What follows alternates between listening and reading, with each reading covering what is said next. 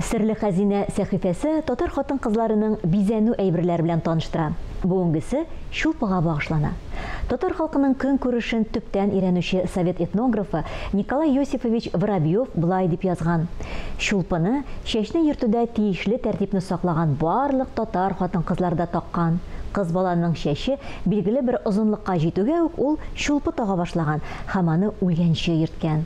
Һәрбер шулпыда тәңкәләр саны 10ннан 20гә кадәр булган, хатын-кыз хәрәкәт иткәндә матур чылтырау тавышы чыккан" дигән. Шулпыларның төрлелекләре белән безне үз коллекциясе үрнәкләрендә Гөлшат ханым Нагайбәкова таныштыра. Сәхифә Татарстан Республикасы рәисе каршындагы татар телен һәм Татарстан Республикасында яшәүче халыклар вәкилләренең туган телләрен саклау, үстерү мәсьәләләре комиссиясе ярдәмендә әзерләнде.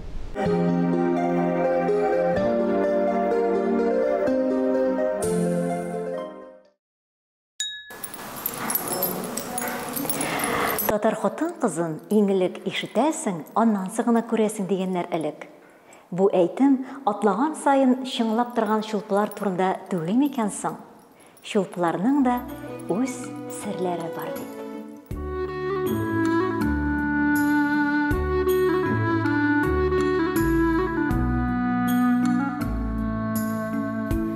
Затлылык татар кызында, шулпысында бар хикмәт.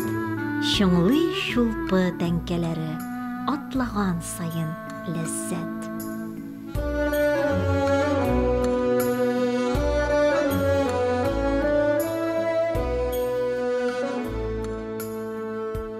Татар хатын-кыз. Урталарында менә бу быжыра, ул буын дип атала. Менә бу бер буынлы шулпы. Ике такта, бер быжыра. Менә бу озын, бик авыр шулпы, бу мишәрләр шулпысы, сергач мишәрләре. Һәм ул инде бака дип атала. Аларның диалект исеме. Монда инде без ике сабак күрәбез, 3 такта. Бу 2 буынлы дип атала. 3 буынлы да булган, 4 буынлы да, 5 буынлы да. Ул инде зәркәнченең осталыгыннан торган.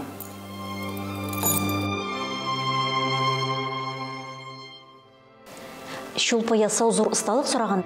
Ә менә республикабызның кайсы районнарында шулпы ясаучылар киң таралган булган? Ул Биектау, Әтнә, Арча, Кумара якларында, ул Казан арты якларында таралган. Анда инде гаилә зәркәнчеләр булган. Алар үзләренең серләрен атасы улына яисә бик якын үзенең укучысына гына әйткәннәр. Шуңа күрә бик күп татар зәркәнчелекне серләре юкка чыккан.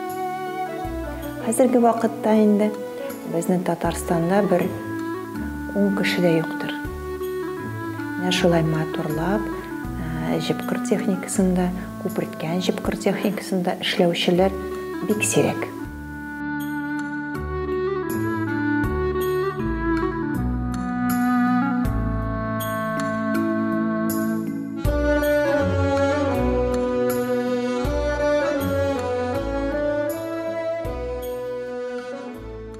Минем танышым бар. Аның әбисенә, анарга 6 яшь тулгач, әтисе авыл мулласы шулпы бүләк иткән. Мә кызым, минем истәлегем булып калсын дигән. Ул апа 80 яшьтән дә чыккан, 90 яшьтә генә вафат булган. Гомер буе ул шулпыларны киеп йөргән.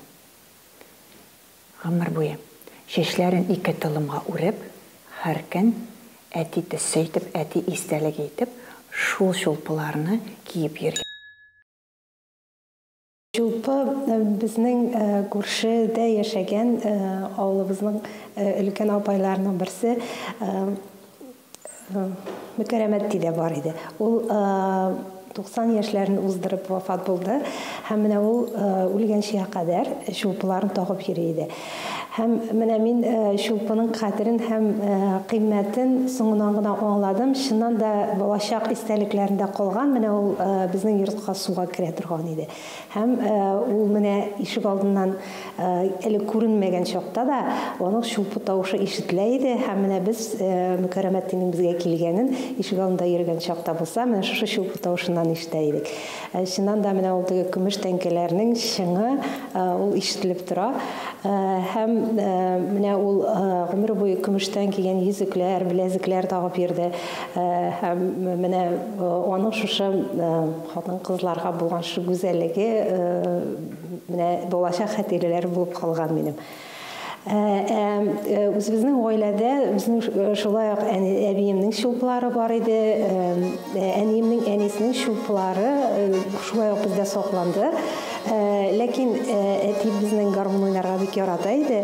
Һәм менә ул берничә тәңкәдән шушы яңа гармун заказ биргәндә, яңа гармуны өчен шушы көмеш шулпы тәңкәләреннән гармун телләре ясатып алды дип сөйләделәр.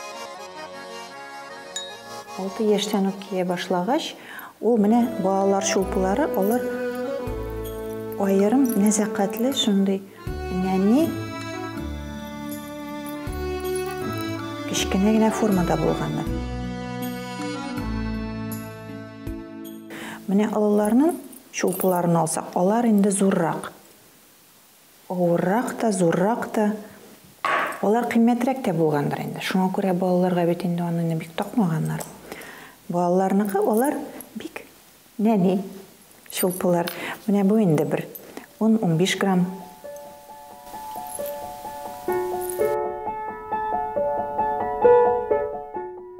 Байрак кешеләр, аларның шелтәрле булган шулпылары. Ул инде биясе дә кыйбатрак булган, монда асыл ташлар да куелган. Ярыллык кешеләрдән аларның тәңкәдән генә торган. Ул инде бер тәңкәдә булырга мөмкин булган. Вак акчада инде 50 тиенлекләр. Аларны тасмага бәйләп, тегеп куеп, шулай чәчкә үргәннәр. Чәч үргештә дигәннәр аларны.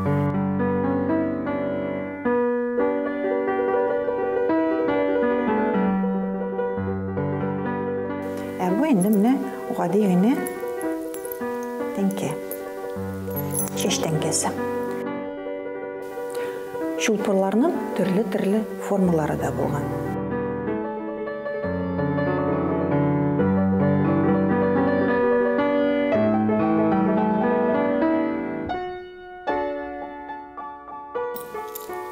Менә ике шулпыны, ике такталы шулпыны кушып ясасалар, ул киянтәле шулпы дип атала. Менә киянтәле шулпылар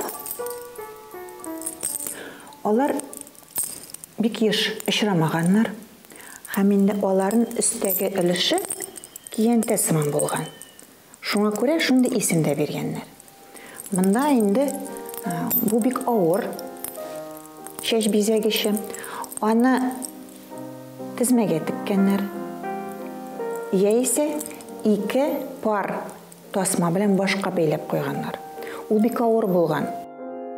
Татарлар ышанганнар, авыррак чәч бизәгечләре әйбәтрәк чәчне үстерә дип уйлаганнар. Тылымнар куерак, озынрак була дип уйлаганнар. Башлары да авырткан. Каюм Насыри да, Шәгебетдин Мәрҗани да, алар бөтенесе үзләренең язмаларында язганнар. Бу шулпылардан кайбер хатыннарның башлары һәр вакыт авырткан. Бик авыр, менә монда бер 400 грамм бардыр. Аны көне буе киеп йөргән, инде хатын-кыз барганда шундый матур чынлап торганнар.